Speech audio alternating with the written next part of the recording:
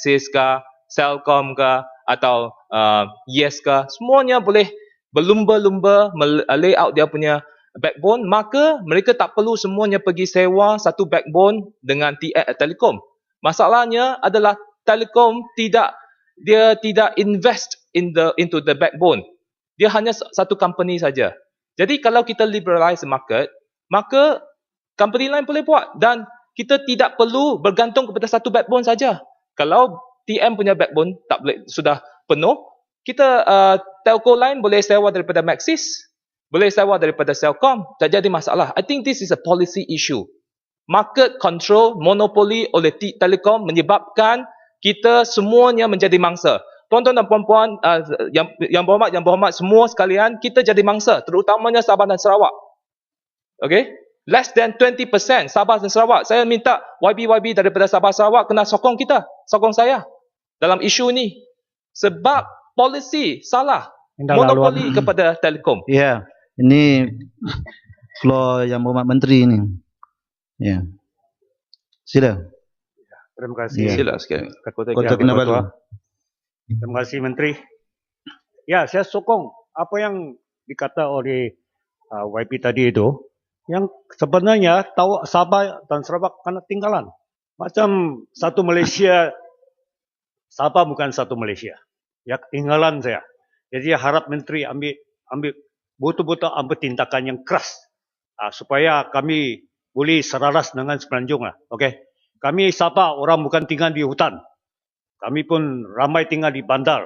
Tapi kenapa pula Sabah dan Sarawak kena macam tidak kena macam jaga baik-baik bah oleh menteri-menteri selama 50 tahun begitu. Sila ambil penjelaskan. Terima kasih. Bagi tahu apa yang tindakan akan diambil di Sabah untuk Sabah. Okey? Ya. Sila. Gopen bangun. Sila Gopen. Sila Gopen. Terima kasih Yang Ketua dan Yang Berhormat Menteri. Tahniah kepada Menteri baru, cara baru, perubahan baru. Harap ke arah yang lebih baik, khususnya dalam urusan ATM dan sebagainya. Ini soal broadband ini, saya rasa khususnya apabila kerajaan putuskan untuk kurniakan lesen-lesen 4G kepada 8 syarikat swasta. Saya rasa itu walaupun bukan menteri sekarang yang buat, tetapi saya rasa ini sepatutnya dikaji semula. Apabila lesen-lesen tersebut diberikan kepada 8 syarikat secara percuma dan antaranya ada syarikat yang tidak berpengalaman dalam urusan multimedia, urusan telecommunication, khususnya syarikat yang diperolehi yang dipunyai Tan Sri Syed Mukhtar, tidak ada pengalaman langsung pun dapat lesen 4G. Dan akhirnya kita lihat apabila ada persaingan antara 8 syarikat tersebut, mereka berebut untuk adakan perkhidmatan 4G di kawasan-kawasan seperti Lembah Kelang, seperti Pulau Pinang, tetapi kawasan-kawasan yang tidak ada economic return dengan izin di ketinggalan, khususnya di Sabah, Sarawak maupun Ipoh pun sama. Walaupun di kawasan saya setiap kali apabila perkhidmatan yang baru dikemukakan, yang pertama Lembah Kelang, yang kedua Pulau Pinang, dan lepas tu apabila kawasan Johor Bahru dipenuhi, lepas tu baru sampai ke Ipoh. Ini masalah apabila kita berikan lesen-lesen tersebut kepada syarikat-syarikat yang keupayaan ragu. Jadi mereka terpaksa take the low-lying fruits dengan izin. Yeah. Jadi ini jadi masalah. Sekian. Terima kasih. Ada lagi? Stampin. Stampin. Ya, Stampin sila. Terima kasih Yang Ketua, Tuan Yang Ketua dan Yang Berhormat Menteri. Soalan saya, bagaimana jika ada usaha daripada kementerian untuk memastikan kualiti yang diberi oleh telco, dalam kes ini Telekom, kerana terdapat banyak komplain dengan izin daripada pengguna, supaya pengguna boleh mendapat package yang mereka subscribe dengan izin. Kerana minta pengesahan, kalau tak salah saya ini bukan isu kelajuan tetapi bandwidth yang diberikan oleh telco, dan kes ini Telekom. Jika apabila pengguna ni membeli, contohnya bila mereka membeli package 1 megabyte ataupun 2 megabyte, banyak kali sebenarnya mereka tidak dapat mendapat kelajuan tersebut dari segi konsistensinya. Ini ketara terutamanya di kawasan di mana terdapatnya banyak pengguna, contohnya kawasan di mana terdapat banyak pelajar. Jadi soalan saya, perlukah jika ada kementerian, jika adanya dasar di mana untuk memastikan bahawa broadband yang yang diberikan oleh telco ini boleh memenuhi ataupun capai apa yang mereka tercatat dalam package yang mereka belikan, tercatat dalam package mereka. Terima kasih. Okey, terima kasih. Saya cuba jawab. Ya. Nanti kalau banyak sangat terlupa pula. Tadi apa yang disarankan oleh YB Bayan Baru dengan Gopeng nampak percanggahan sikit walaupun duduk sebelah menyebelah. Satu pihak marah kenapa ada monopoli telekom saja. Ada pula kata marah kenapa terlalu liberalize. Banyak sangat lesen diberikan pada semua orang. Canggah. Tapi saya perlu betulkan sebenarnya tidak ada monopoli. Salah kalau dikatakan lesen hanya diberikan pada telekom. Dia ada fibercom, dia ada time .com yang menjalankan. Tetapi saya tanya siapa yang nak invest? Program telekom ialah sebanyak lebih daripada 11.5 bilion untuk memasang fiber optik seluruh negara dan pulangannya belum tahu dapat diambil dalam masa yang terdekat. Ini bukan kecil. Banyak orang menganggap bahawa ini adalah merupakan bisnes yang menguntungkan. Tapi tidak semestinya memerlukan satu pelaburan yang besar. Dan sehingga sekarang telekom ada programnya, dia sanggup berani ke depan. Mungkin ada beberapa perkara dan tradisi kerana telekom ialah merupakan syarikat yang bermula jabatan kerajaan. Dia sudah khusus ataupun specialize dalam fixed line daripada dahulu lagi sehingga sekarang, dan dia tidak venture lagi untuk membuat wireless dan sebagainya. Jadi dalam mana-mana dalam dunia pun kita tahu bahawa pergilah ke negara lain, semua isu yang berkaitan dengan coverage 3G misalnya untuk mendapat internet tak semudah. Misalnya India terlalu liberalize dan mereka kerajaan kawal supaya keuntungan tak besar. Akhirnya syarikat yang ada, misalnya Bharti, syarikat telekom yang besar di India, betul charge yang murah, antara yang paling murah. Tetapi bila sekarang ni dari segi teknologinya, kadang-kadang lepas 2-3 tahun dia ada perkara baru. Dulu dia buat 2G. 2G nak melabur kepada 3G yang memerlukan kos lebih kurang 5 bilion. Kalau syarikat itu dikawal, jangan ambil keuntungan yang besar. Dia tidak ada wang untuk tujuan dikatakan capital expenditure, iaitu capex, untuk naik kepada 3G. Baru 3G berapa tahun, sekarang ni timbul 4G pula. Dia kena banner dia punya bukan menara tapi transmisi baru dan sebagainya. Kosnya mungkin 5-6 bilion lagi. Siapa yang berani? Sebab itu kadang-kadang ada syarikat-syarikat dia berani pada waktu 3G baru datang, dia buat wireless dan sebagainya. Akhirnya mereka tak mampu untuk bertanding. Siapa yang nak tanggung kerugian? Sebab itu kalau orang kata, betul, kerajaan memanglah kalau boleh seulu-ulu rumah panjang atau seulu-ulu kampung saya lah. Kalau boleh semuanya nak di fiber optik, boleh cakap. Siapa yang nak banner? Nak banner, kita ambil resources yang tertentu. Orang ni, yang ni nak free, sekolah nak free, semua nak free, fiber optik nak free, dan kita ajar bahawa naik sikit barang marah, yang ini pun nak free. Tapi siapa yang akan menanggung semua ini? Jadi ini adalah merupakan perkara yang kadang-kadang kita perlu bersabar. Sebab saya katakan tadi, minta maaf saya beritahu tadi. Misalnya di India, sekarang ini dia tidak ada keuntungan, dia nak naik 3G berapa tempat saja. Antara negara yang dianggap maju melahirkan ramai tokoh-tokoh IT, tetapi dari segi 3G mereka, jangan cakap 4G, 3G mereka dianggap antara yang ke belakang kalau berbanding dengan Malaysia dan sebagainya. Jadi ini juga perkara yang perlu kita fahami dan menuntut kesabaran kita untuk mereka berkembang dalam masa yang terdekat. Ya, Kota Tinggi, bangun. Terima kasih Datuk Yang Pertua. Saya mohon yang mana satu? Yang mana Menteri? Gopeng ke Kota Tinggi? Sila apa ni Kota Kota Tinggi. Tinggi. Nah, Okey, sila. terima kasih Menteri. Saya nak tanya dalam penyediaan program jalur lebar luar bandar ni, high speed broadband ni izin. Ada tak statistik penlibatan syarikat-syarikat tempatan Bumi Putra yang terlibat dalam penyertaan jalur lebar HSBB ini? Terima kasih. Soalan tu agak spesifik, saya akan menyediakannya. Silakan apa ni Gopeng. Terima kasih Ya. Yang Ketua dan Yang Berhormat Menteri. Isu yang saya bangkitkan adalah berkenaan dengan lesen 4G dan berlainan dengan high speed broadband yang diberikan kepada Telekom. Ini dua projek yang berlainan. Yang saya pertikaikan lesen 4G khususnya adalah lesen ini diberikan kepada 8 syarikat secara percuma. Kalau kita lihat di negara-negara asing, kebanyakan apabila lesen tersebut diberikan, ada bidaan terbuka, syarikat-syarikat akan kemukakan bidaan dan siapa bidaan tinggi, siapa dapat. Dan bukan diberikan secara percuma. Dan apabila bidaan terbuka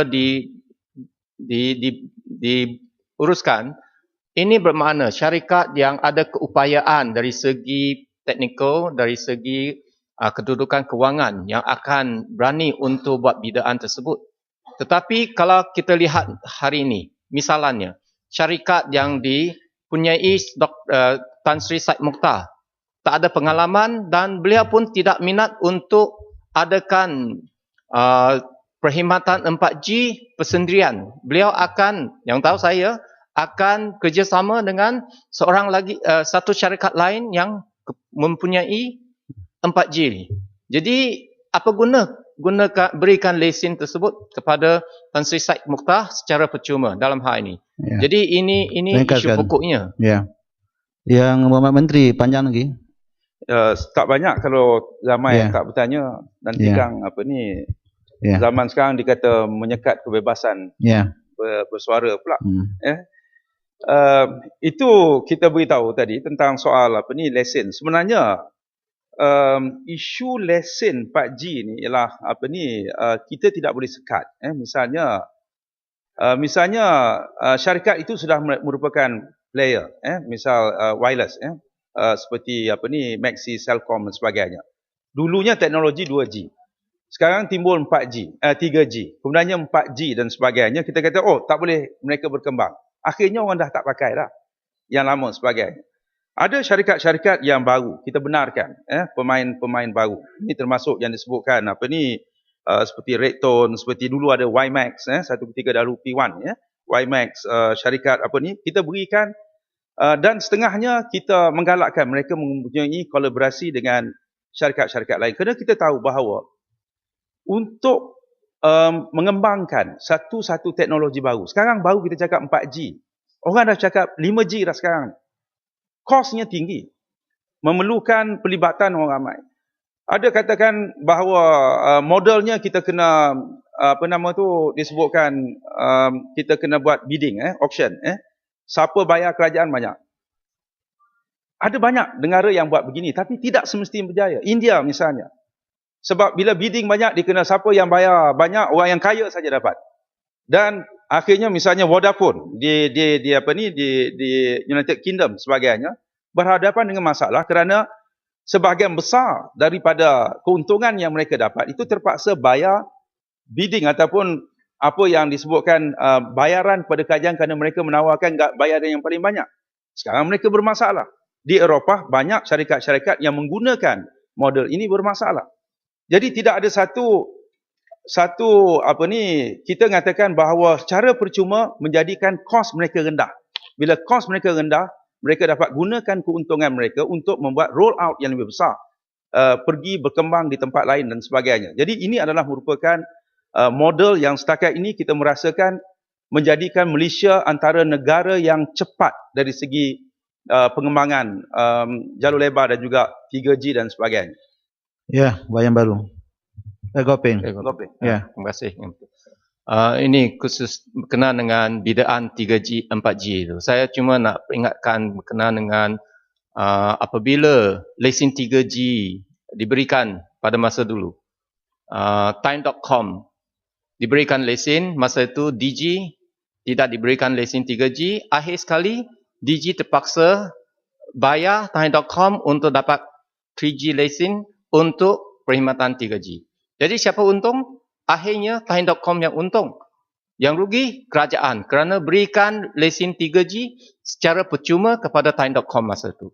Jadi ini adalah antara aspek yang kita harus kaji. Bukan semua kita nak semua bidaan itu. Bidaan bukan setakat kedudukan kewangan, tetapi bidaan juga technical expertise dengan izin, dengan business plan dengan izin dan sebagainya. Jadi apabila bidaan dibuat, ada satu jawatankuasa yang boleh buat nilai mana satu syarikat yang paling layak untuk dapatkan lesen 4G tersebut. Jadi yang masalah sekarang ni, lesen 3G, 4G ini dikurniakan sebagai hadiah kepada mereka tertentu. Ini yang jadi masalah. Sekian. Ya. Tak benar. Setakat ni yang mengemukakan permohonan lesen dan sebagainya, mereka juga mesti submit ataupun menghantar business plan, keupayaan kewangan mereka. Dan mereka juga menggunakan kepakaran-kepakaran tertentu. Ada yang gagal dalam negara kita walaupun diberi lesen, kerana saya sebutkan tadi bahawa perkembangan teknologi adalah terlalu pantas sekarang ni. Kita bercakap nak lesen 4G. Dalam masa saya rasa 2-3 tahun orang sudah cakap 5G pada waktu tersebut. Jadi kalau kita katakan bahawa kita mengharapkan bahawa satu-satu syarikat ni nampak dia berjaya sekarang ni, dia semesti berjaya di masa akan datang, tidak ada garanti. Kalau kita lihat satu ketika dahulu, semua orang menganggap bahawa telefon yang terbaik Nokia, misalnya.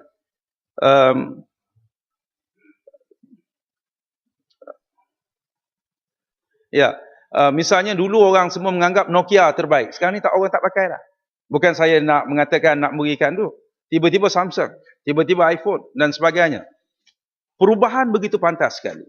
Cumanya saya nak betulkan sikit tentang Digi tak dapat 3G. Sebenarnya menurut maklumat saya 3G tidak pernah masuk bidaan ataupun permohonan untuk Digi untuk mendapatkan 4G sebagainya. Yang ini maklumat yang saya perolehi. Sebab itu kemudiannya dia membuat keputusan untuk beli lesen tersebut daripada Time. Dan sebenarnya Time pula dikenakan denda oleh kerajaan kerana mereka menjual lesen tersebut kepada syarikat lain dalam soal ini. Jadi itu perkara yang saya rasa.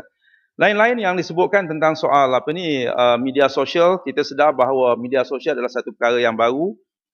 Dasar kerajaan sekarang ini memberi kebebasan berdasarkan pada Bill of Guarantee. Sewaktu kita menandatangani tentang soal pembangunan MSC ataupun Multimedia Super Corridor dahulu. Namun begitu, ada berapa banyak undang-undang yang ada dalam negara kita, sama ada undang-undang Akta Komunikasi dan Multimedia, terdapat undang-undang lain yang sememangnya boleh dipakai sekiranya berlaku penyalahgunaan dalam media sosial dan sebagainya. Ini adalah merupakan satu perkara yang telah pun ada dari segi undang-undang sebagainya. Ya, Lenggu Mangun. Tuan Menteri, saya membangkitkan perkara berkaitan dengan Akta Komunikasi dan Multimedia serta rang jaminan MSC Malaysia yang mana suatu ketika dulu tidak ada tapisan yang perlu dilakukan oleh kerajaan bagi menggalakkan pelaburan dan sebagainya. Dan daripada jawapan Menteri nampaknya kajian itu mungkin perubahan itu mungkin tidak akan dibuat.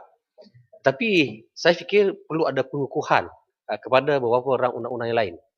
Supaya dalam waktu kita beri jaminan kepada perkara ini, tetapi undang-undang yang lain, akta-akta lain mesti dikukuhkan. Supaya kebebasan yang diberi oleh kerajaan itu tidak disalahgunakan. Saya nak bangkitkan satu perkara disebut oleh Bintulu. Dia suruh saya cakap tapi dia lari ke sana, Pak Menteri. Ini soal cyber trooper. Hari ini begitu banyak cyber trooper yang banyaknya mengeluarkan fitnah. Baru cakap dah terasa. Fitnah dan menggambarkan perkara-perkara yang langsung tidak betul, tidak sahih daripada fakta yang sebenar. Sebab itu, saya berkongsi apa yang Bintulu fikirkan ini. Apakah perlu kalau kita kementerian membentuk satu jawatan kuasa khas untuk melihat secara detail perkara ini. Bagi kita, dalam waktu kita memberi kebebasan, tapi pertanggungjawaban rakyat itu mesti ada soal ini. Dan mungkinkah kementerian mahu mengkaji untuk mewujudkan satu mahkamah khas misalnya, jika ada isu-isu yang hendak dibincang dan dibicarakan berkaitan perkara ini. Dan saya harap supaya isu yang berkaitan dengan Red Bin itu benar-benar disiasat untuk kepentingan masyarakat umum. Terima kasih. Ya.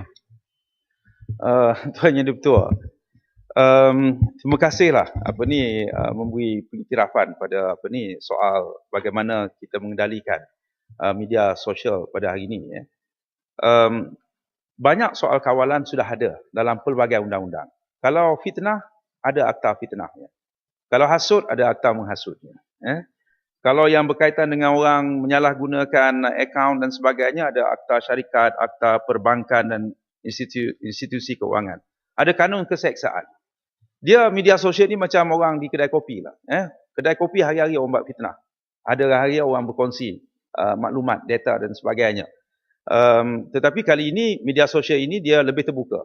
Semua orang tahu. Dia masuk Facebook, negara kita adalah antara negara yang mempunyai akaun Facebook antara yang terbesar dalam dunia dari segi peratusan. Dan ianya boleh bersebar dengan luas sekali. Sehingga sekarang jangan kata tidak ada tindakan yang dibuat. Di bawah Akta Komunikasi dan Multimedia 1998, saya difahamkan lebih daripada 6,000 site yang telah ditutup kerana melanggari, sebab walaupun kita kata ada kebebasan tidak boleh melanggari undang-undang yang ada dalam negara kita. Pasal pornografi, pasal soal yang boleh mencetuskan rasa benci kepada agama. Ada lebih 6,000 lebih yang telah pun diambil tindakan dalam soal ini. Tetapi sudah tentu akta ini ada had yang tersendiri. Yang lain tu kita boleh ambil tindakan, membantu pihak polis membuat penyiasatan dan sebagainya. Kita serahkan pada peguam negara untuk membuat tindakan. Soal Red Bin Army, Cyber Trooper sebagainya, ada perkara yang bagi saya bersifat benda itu real, ada perkara yang saya rasakan adalah sebahagian daripada war-war yang memberi gambaran yang seolah-olah ianya adalah kumpulan yang ramai. Saya difahamkan bahawa Red Bin Army ini adalah nama yang digelar jolokkan di kalangan penyokong-penyokong pembangkang pun bukan bersatu. Ada yang grup sokong ni, ada grup sokong ni, dan sama mereka saling menuduh dan memberikan label kepada antara mereka. Fitnah bersebar. Saya tahu bahawa pihak kerajaan banyak difitnah. Pembohongan cerita pasal ada 40,000 orang Bangla datang, tapi bila suruh buat petition sampai sekarang tak ada. Ramai orang yang tertipu di sana sampai sanggup berbaring dalam jerebu. Tapi pemimpin mereka akhirnya mengiktiraf keputusan pilihan raya yang ada sekarang ni. Jadi ini adalah perkara-perkara yang mereka membuat propaganda dan mereka percaya pada propaganda mereka. Yang sebenarnya fitnah yang dibuat bukan sahaja kita rasakan bahawa apa yang disebutkan cyber trooper yang dikatakan menyokong kerajaan, menyokong pembangkang memfitnah, tetapi di kalangan mereka sendiri. Banyak video-video yang dikeluarkan, saya percaya adalah di kalangan mereka sendiri untuk mempertikaikan keupayaan antara satu sama lain. Jadi soal ini antara perkara yang kita perhatikan. Kalau ada aduan tentang soal penyalahgunaan dan sebagainya, insya-Allah saya akan minta supaya tindakan diambil. Pak Menteri, Ya. kebimbangan kita ialah apabila generasi muda misalnya, saya cukup menyokong apabila langkah kerajaan memberikan netbook satu Malaysia kepada para pelajar tanpa fahaman politik pun yang kerajaan berikan kepada mereka. Yang menjadi masalah pada kita tak boleh sekat perkara-perkara masuk ke dalam netbook yang mereka miliki. Sebab itu perlu ada tanggungjawab kepada rakyat supaya kebebasan ini digunakan dengan cara yang betul. Apakah kementerian mungkin ada cadangan untuk membincangkan dengan Kementerian Pelajar Pendidikan misalnya untuk melihat supaya kurikulum di sekolah misalnya mesti mendidik para pelajar supaya mereka menjadi pengguna media sosial yang terbaik. kepada rakan-rakan kita yang memang telah silap membuat itu susah dah. Nak melentur buluh daripada dah jadi kerah ni payah, Pak Menteri. Tapi anak-anak ini, supaya generasi akan datang ini, dengan jumlah pengguna yang begitu banyak ini, dia boleh menjejaskan masa depan negara. Kita nyaris-nyaris apabila perkara ini disalahgunakan. Jadi apakah Kementerian memikirkan, kalau orang undang-undang tak ada, tapi mendidik anak-anak kita ni, mungkin bincang dengan kementerian berkaitan misalnya. Terima kasih. Saya cukup percaya. Akhirnya dalam dunia sekarang ni yang begitu terbuka, sekatan amat sukar. Kita boleh sekat pada hari ni, esok datang lagi yang lain. Dulu boleh kawal SMS. Banyak orang menggunakan akaun palsu dan sebagainya, SMS, untuk buat fitnah dan sebagainya. Kemudian kerajaan boleh minta supaya setiap SIM card mesti didaftarkan. Tapi kemudian timbul pula BlackBerry yang menggunakan web base. Kemudiannya datang pula WhatsApp. Datang beribu lagi sistem social media yang baru dan sebagainya. Saya setuju sebab itu di bawah SKMM dia ada satu program dikata klik dengan bijak. Kita mendidik mereka itu supaya tahu mana yang baik, mana yang buruk. Misalnya kadang-kadangnya kita perlu didik ibu bapa pula. Misalnya dia tahu kalau dia setting awal-awal internet ni, dia beritahu pilihan perlukan ada filter atau tidak. Perkara-perkara yang tak sepatutnya ditonton oleh anak-anak yang masih kecil. Tapi berapa ramai yang parent ataupun ibu bapa yang tahu mula-mula nak buat setting itu supaya ada filternya. Jadi kita kena didik juga. Kadang-kadang anak tu yang didik bapak dia pula. Kerana anak kita lebih savvy ataupun lebih tahu tentang penggunaan internet dan sebagainya. Ya, Kuala Kedah bangun. Sila. Terima kasih Tuan Ketua. Terima kasih Menteri. Saya cuma nak bagi beberapa komen tentang media sosial kerana saya juga melihat beberapa aspek positif media sosial. Misalnya di kawasan saya di Kuala Kedah, nelayan, saya dapat menggunakan media sosial untuk dapatkan tempat terbaik untuk menurunkan hasil tangkapan, harga yang terbaik. Jadi itu antara benda yang positif. Tapi malangnya ialah kita tidak ada usaha yang bersungguh-sungguh untuk menggunakan media sosial ini sebagai satu media yang berkesan untuk sampaikan maklumat dan digunakan oleh nelayan. Misalnya lah, macam di India misalnya, saya difahamkan ada beberapa tempat di India maklumat tentang ombak dan angin dan lain-lain lagi diberikan dengan baik dalam internet walaupun capaiannya tidak betul luas. Jadi itu aspek positifnya. Berkenaan dengan aspek negatif, dengan izin saya mau sebut bahawa it works both ways. Kalau kementerian juga menggunakan media untuk menyebarkan benda-benda yang tidak dipastikan, yang juga berunsur fitnah, maka akhirnya rakyat sendiri akan menilai. Jadi saya rasa elok kita kekalkan sekarang, akhirnya rakyat akan tahu apa yang fitnah, apa yang betul, both ways, dua-dua belah pihak. Jadi cabarannya adalah untuk kedua-dua belah pihak mengekalkan integriti dan kebenaran dalam apa yang disebutnya. Terima kasih. Menteri, dari Perjasin. Sejawab, terima kasih lah. Mungkin Kuala Kedah lambat datang tadi. Saya dah beritahu senarai apa yang ditanya oleh Parik Sulong sebentar tadi tentang apa yang kerajaan bantu menggunakan internet dan sebagainya untuk membantu pengusaha nelayan, orang kampung dan sebagainya. Ada yang pendapatan mereka meningkat daripada RM450 sebulan kepada RM20,000 sebulan melalui program pendidikan yang kita buat. Sebab itu kita katakan bahawa ada beberapa orang yang tak gembira kerana media sosial menyebabkan banyak perkara mudah tersebar. Kalau kita tengok baru-baru ni perkara yang dianggap urusan peribadi, private mereka tersebar dengan luas. Dia rasa marah sangat pada media sosial, tetapi saya setuju bahawa it can work both ways. Kita mesti lebih bertanggungjawab. Dulu orang menganggap bila ada orang kata seorang pemimpin itu keluar internet disuntik dengan HIV virus, ramai orang percaya. Dia katakan kena racun arsenik, orang percaya. Dia katakan pasal ada 40,000 orang Bangladesh datang, dibuat pula lagu Bangladesia dan sebagainya. Ada orang percaya. Tapi akhirnya orang menyedari bahawa pemfitnah tu adalah kawan-kawan daripada pembangkang. Akhirnya orang tahu semua. Silakan. Terima kasih. Terima kasih Tuan Ketua, terima kasih Menteri. Nampaknya sekarang kita jadi satu budaya kita orang Malaysia lah. Suka fitnah, suka menyebarkan pembohongan, menyalahgunakan fakta sehingga menyebabkan kerajaan kita sebenarnya banyak dipersalahkan dan sedikit sebanyak telah menjejaskan prestasi Barisan Nasional dalam pilihan raya yang lepas. Pembohongan ni yang berhormat Menteri dilakukan apabila selepas 48 jam, sekiranya tidak dijawab, orang akan terima bulat-bulat sebagai satu perkara yang benar. Jadi baru-baru ini saya nak tanya Menteri, baru-baru ini yang berbahagia Tan Sri KSN telah pun mengumumkan bahawa semua jabatan-jabatan kerajaan serta kementerian mesti ada satu task force untuk menjawab semua pembohongan, semua fitnah, semua bid'ah daripada parti-parti pembangkang ni supaya kita dapat terangkan perkara sebenar.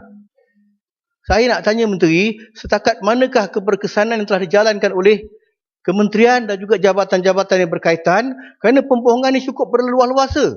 Kerana kita takut kita akan ditipu daya oleh pihak-pihak yang tidak bertanggungjawab ni, yang telah jadikan pembohongan, fitnah dan penyalahgunaan fakta ni sebagai satu budaya orang Malaysia. Ya, Jasin. Kita hendak kalau boleh kementerian benar-benar dapat menjalankan kerja dia dengan lebih berkesan lagi. Terima kasih. Ya.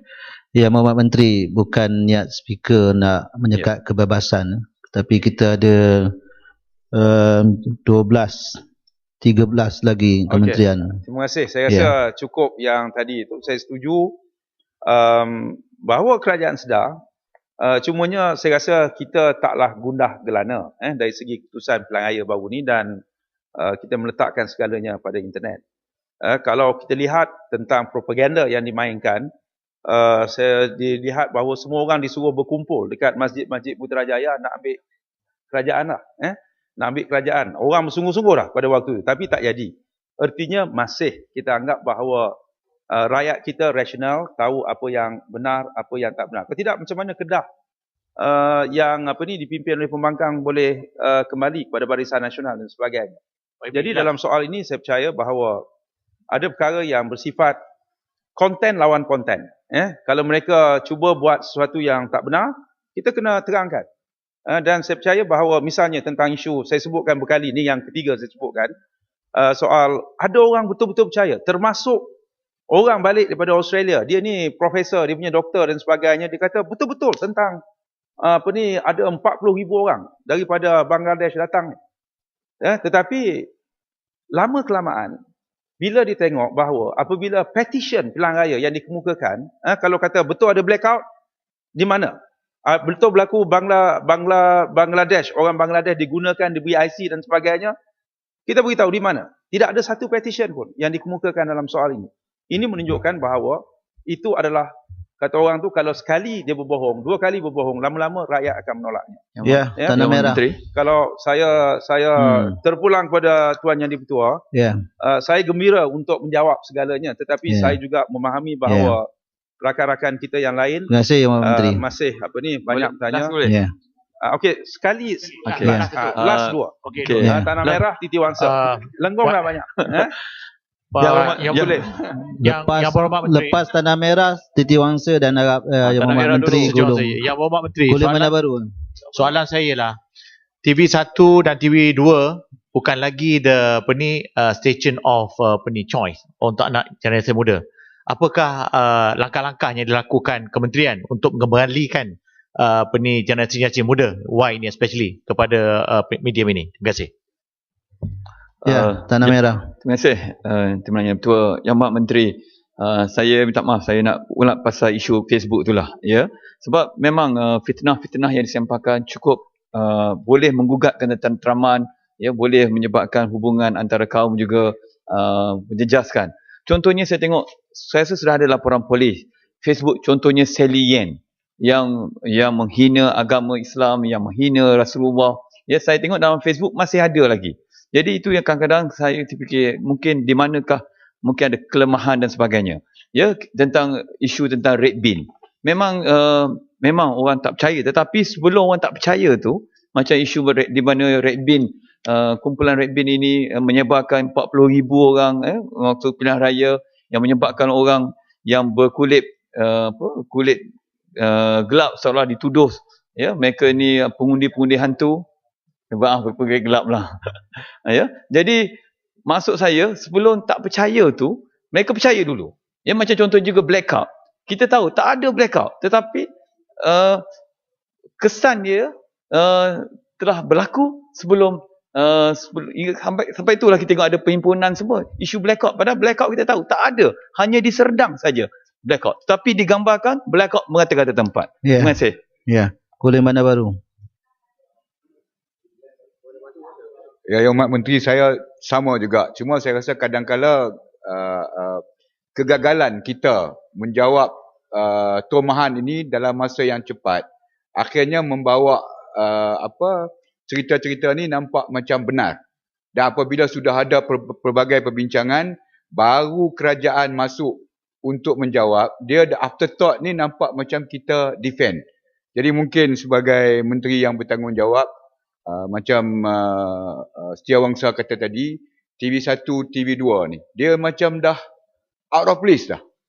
Dengan cara dia, dengan news dia, yang nampak kadang-kadang over, benda yang sikit diperbesarkan sehingga rakyat dah tak percaya TV1, TV2 dan ditambah lagi dengan gerakan daripada pembangkang yang cuba mengelakkan rakyat untuk percaya TV1, TV2. So mungkin penjenamaan, kesungguhan kita untuk bercakap benar walaupun kadang-kadang benda-benda tu nampak pahit ni. Terima kasih. Saya minta Yang Mohd Ulung. Boleh saya mencelah sedikit, Menteri, sedikit saja. Sedikit saja. Sikit. Terima kasih. Sila terima Kota kasih Raja. Yang Dipertua. Terima kasih Menteri. Saya bersetuju bahawa sekiranya ada fitnah, unsur fitnah, dibuktikan fitnah, kita ambil tindakan. Kita ada undang-undang yang mencukupi, saya kira SKMMN. Cuma saya nak tanya di sini, satu lagi media, mungkin bukan media maya, yang berkali-kali disaman di dalam mahkamah dan kalah berkali-kali kena bayar, utusan Malaysia. Ya, tak ada pula di sini menyebut-nyebut tentang utusan Malaysia. Jadi bila kita bercakap mengenai keadilan, let's be fair, dengan izin. Kita mesti adil. Kalau Harakah pemenabur fitnah katanya, okey, samanlah. Itulah kita ada benchmark dia. Taklah nak saman. Tapi Semuanya fitnah, oleh kerana teruk. sedap dia cakap, berapa orang Facebookers yang telah disaman? Dia diambil ni, utusan dah terbukti di dalam Kota Raja. mahkamah Harakah bahawa pun yang dia yang telah Harakah pun menabur telah fitnah. disaman. Harakah tu tukar buah akhbar Terima fitnah. kasih. Yang Mohd Menteri.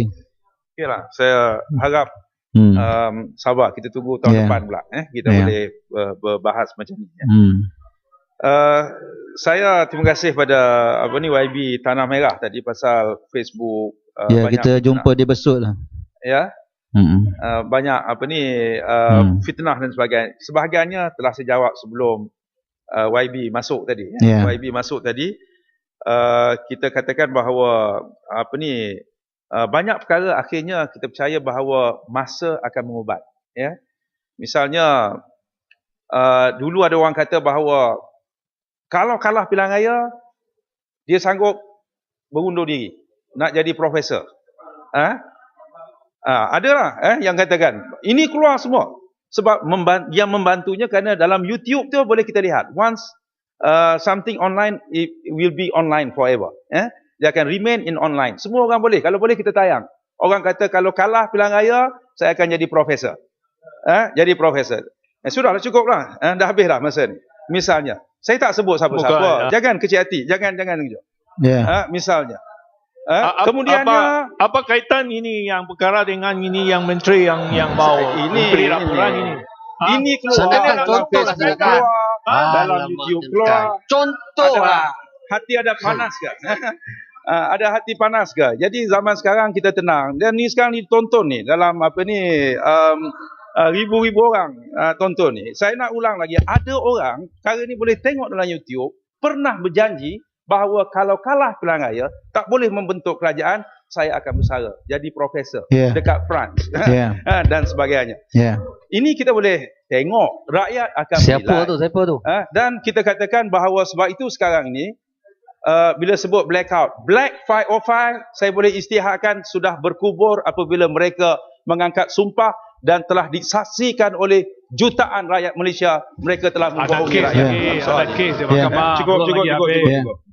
Yang lainnya, saya terima kasih YB Kota Raja kata utusan di fitnah sebagainya kalah dalam kod. Sekurangnya mereka yakin kepada sistem mahkamah kita.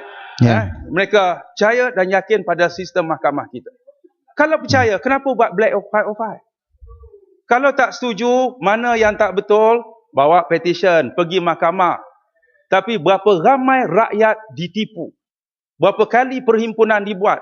Bagaimana rakyat disuruh untuk berbaring di tengah jerebu yang berbahaya pada waktu itu? Kerana untuk melepaskan geram mereka yang nak sangat berada di Putrajaya tapi tak dapat di Putrajaya. Jadi saya rasa terima kasihlah sekurang-kurang duduk dalam ni, kita berbahas, kita bincang. Untuk tadi tentang TV1, TV2, saya insya-Allah saya akan beri jaminan banyak program-program, banyak perkara pendekatan baru. Sebagai permulaan, sebagai yang saya beritahu, kita dah ada channel baru, RTM Parlimen. Sekarang ni boleh disaksikan melalui RTM, bukan sahaja TV, boleh disaksikan melalui iPad, melalui smartphone, bahawa sekarang ini apa yang kita bicarakan adalah terbuka dan saya difahami dari segi ratingnya adalah cukup tinggi. Orang nak tahu apa yang berlaku dalam parlimen, inilah melalui RTM. InsyaAllah dapat kita lihat semuanya. Terima kasih.